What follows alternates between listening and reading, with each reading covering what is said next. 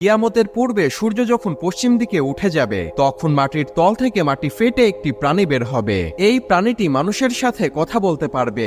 এই প্রাণীটির হাতে থাকবে মূসা আলাইহিসসালামের লাঠি এবং আঙ্গুলে থাকবে সুলাইমান আলাইহিসসালামের আংটি। এই প্রাণীটি বের হয়ে গোটা পৃথিবীতে ঘুরে বেড়াবে এবং তার হাতে থাকা সুলাইমান আলাইহিসসালামের আংটি দ্বারা যেই সকল ব্যক্তি আল্লাহকে অস্বীকার করেছে তাদের কপালে কাফের লিখে দিবে এবং যারা আল্লাহর উপর ঈমান এনেছে তাদের কপালে মুমিন লিখে দিবে। সেই সময় পৃথিবীর অবস্থা এমন হবে, একজন মুমিন আর একজন মুমিনকে দেখে চিনতে পারবে এবং একজন কাফের আর একজন কাফেরকে দেখে চিনতে পারবে। কিন্তু সেই সময় কাফেররা চাইলেও আল্লাহ তাআলার কাছে তওবা করতে পারবে না, কেননা সূর্য সেই সময় পশ্চিম দিকে উঠে যাবে, আর সূর্য পশ্চিম দিকে উঠে যাওয়া মানে তওবার দরজা বন্ধ হয়ে যাওয়া।